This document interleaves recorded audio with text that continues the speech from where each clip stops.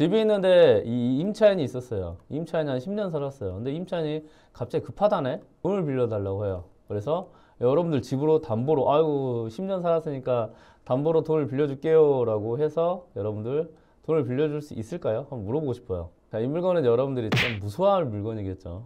자, 오른쪽 딱 보니까요. 2024년 10월 14일에 어때요? 미납했어요. 그리고 또 어때요? 2025년 1월 14일에 또 미납했어요.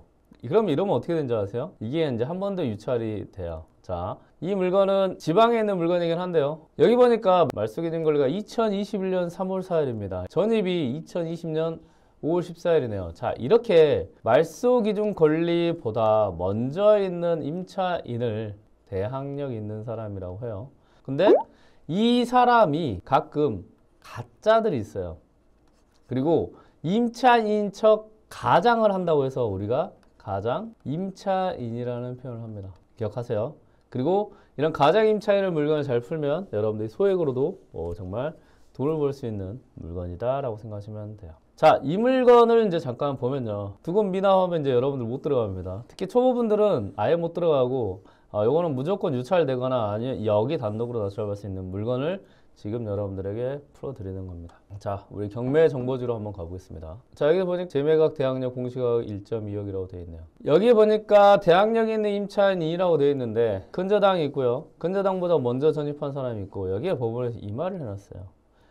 양땡땡님은 뭐냐? 이 사건의 채무자라고 되어 있네요. 그러니까 한마디로 이 양땡땡님은 말소기준 권리보다 먼저 전입해 있지만 채무자라는 거예요. 그럼 대항력이 있기 때문에 여기가 미납이 된 거 아닌가요? 그렇죠. 그렇게 생각할 수 있어요. 자, 임차인은 뭐예요? 임차인을 여러분들 개념 잘 잡고 계셔야 돼요. 임차인은 소유주와 계약을 하고 보증금을 주고 전입을 한 경우에 임차인이에요. 그러면 앞에 단서는 뭐예요? 소유주와 계약을 하고 보증금을 준 사람이거든요. 부부 가능성이 굉장히 높습니다. 그러면 이 채무자라는 거는 이 부동산을 가지고 돈을 빌릴 수 있는 정도의 사람인데 계약을 하고 보증금을 한다? 그렇지 않아요. 그러면 여러분들 입장에서는 그래도 전입이 되어 있으니까 좀 불안합니다 라고 말씀할 수 있죠. 자, 여러분들 한번 생각해 보세요. 여러분들 집이 있어요. 집이 있는데 이 임차인이 있었어요. 임차인이 한 10년 살았어요. 근데 임차인이 갑자기 급하다네? 돈을 빌려달라고 해요. 그래서 여러분들 집으로 담보로, 아이고 10년 살았으니까 담보로 돈을 빌려줄게요 라고 해서 여러분들 돈을 빌려줄 수 있을까요? 한번 물어보고 싶어요. 여기에서 이제 중요한 포인트가 있어요. 여기에서 제가 포인트를 알려드릴게요. 이건 아셔야 돼요. 가장 임차인 물건 중에 이런 물건을 풀려고 하면 채무자는 당연히 임차인이 안 돼요. 이건 너무 당연한 겁니다. 왜? 등기부등본에도 있어요. 너무 당연하게 임차인이 안 됨에도 불구하고 여러분들 하나를 넘어야 될 산이 있어요. 뭔 산이냐? 이거는 대출의 산을 넘어야 돼요. 그러니까 이 채무자라는 게 당연히 임차인이 아님에도 불구하고 은행에서는요, 대출을 이 사람이 임차인이 아니라는 자료를 달라고 그래요. 그러면 여기 등기부등본에 채무자라는 게 있거든요.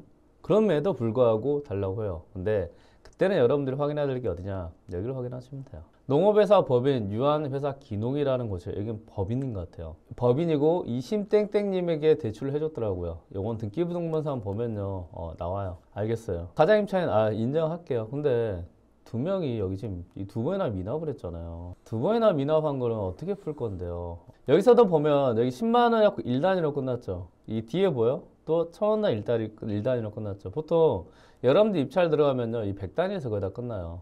아니면 뒤에를 뭐 999 이렇게 하든가. 이 1, 2를 끝났죠. 그러면 이게 무슨 말을 의미를 하냐?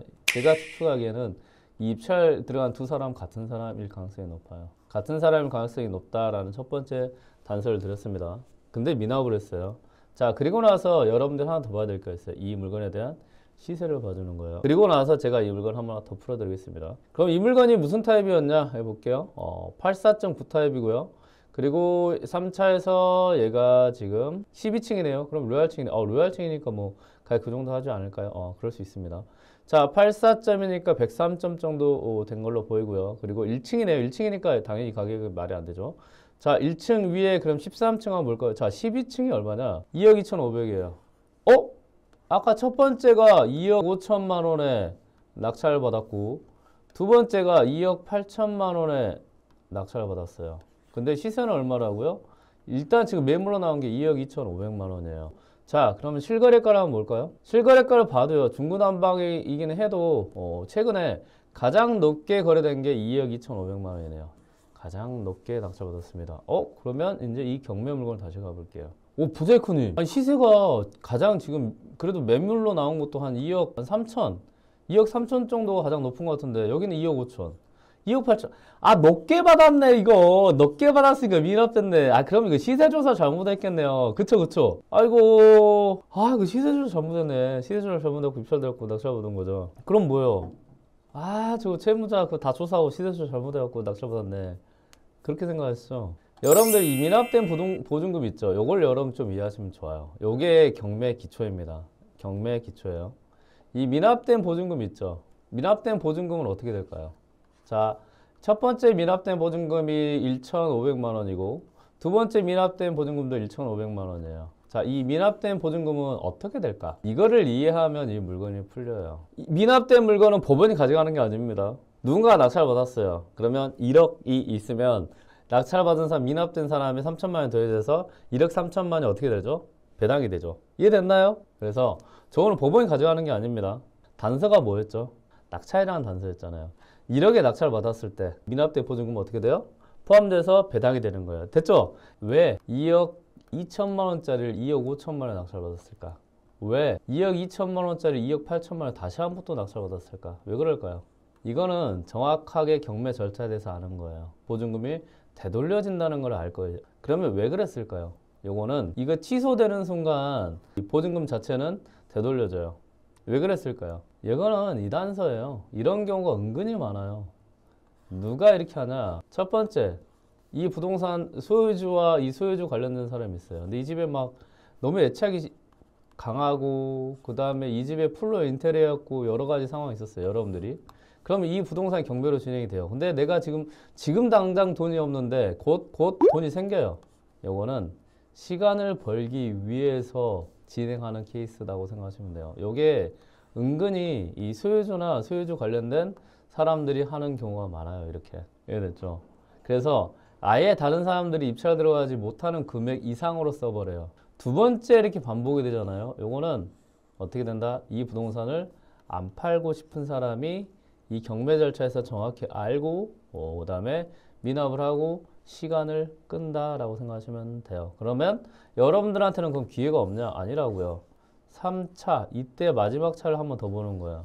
그리고 여러분들 입장은 이런 물건은 빨리 조사해서 이 법인을 만나가지고 이 사람들에 대한 자료를 확인한 다음에 어때요? 기다려서 최저가에 한번 입찰 들어가 보면 준비된 상태에서 입찰 들어가 보면 어떻게 될까요? 이런 게 대박이 나버려요. 왜냐면 제가 계속 말씀드리지만요. 곧이라는 단어 있죠. 곧 돈이 생긴다. 곧 돈이 생긴다. 이게 여러분들도 아실 거예요. 여러분들 내가 곧 돈이 생긴다고 하면 그게 쉽게 생기나요? 생기지 않아요. 이런 것들을 여러분들이 이 물건만 그런 게 아니고요. 전국의 모든 물건들이 이런 케이스로 많이 돼요. 많이 봐야 돼요, 물건을 많이 보면요. 이런 물건이 그냥 보여요. 보이고 딱 보고 제가 감정가보다 높네? 패턴이 있잖아요. 감정가보다 10% 이상 높은 거. 됐나요? 플러스 두 번째도 10% 이상 높았을 때 이거는 거의 90%의 확률로 이 물건을 어때요? 팔고 싶지 않아서 경매로 방어한 소유주 관계된 사람들이 방어한 물건이다 라고 생각하시면 돼요. 이해됐죠? 그럼 이게 뭐냐? 대박이 날 수 있어요. 왜? 아까 단서가 뭐였죠? 곧이란 단어예요. 돈이 있겠다. 그러면 이때 돈이 생겼으면 이때 없앴어요. 두 번째 넘어왔죠. 이거는 1,500을 어떻게 좀 구해가지고 한 거예요. 세 번째까지는 쉽지 않을 거예요. 그러면 이거를 아는 사람은 어때요? 발빠르게 저 물건을 조사해서 확인해가지고 입찰을 준비를 해버리면 어떻게 되냐? 이게 2억 2천짜리 1억 5천에 살 수 있는 기회가 되는 거예요. 그리고 하나 더 있을까요? 어떤 기회가 더 있을까요? 왜 안 팔려고 했을까요? 왜 하필이면? 이건 두 가지입니다. 하나는 집에 대한 애정이 있고 두 번째는요. 상상도 못할 정도로 여기에 인테리어가 잘 된 경우도 많아요. 인테리어가 잘 돼가지고 이 감정가가 너무 낮은 거예요. 그런 케이스가 많아요. 그래서 그 물건은 뭐예요? 이 물건 자체가 좋은 경우가 많아요. 그러면 이렇게 여러분들이 이 물건에 대해서 이해를 하고 확인을 하면 뭐가 될까요? 그렇죠? 1억 5천만 원을 굉장히 싸게 살 수 있는 기회 첫 번째. 두 번째는 뭐죠? 소위 인테리어가 대박 나버릴 수 있는 기회를 또 잡을 수 있는 거예요. 그러면 이런 것들이 여러분들이 투자 포인트가 되는 거죠. 이런 게 경매라는 거예요.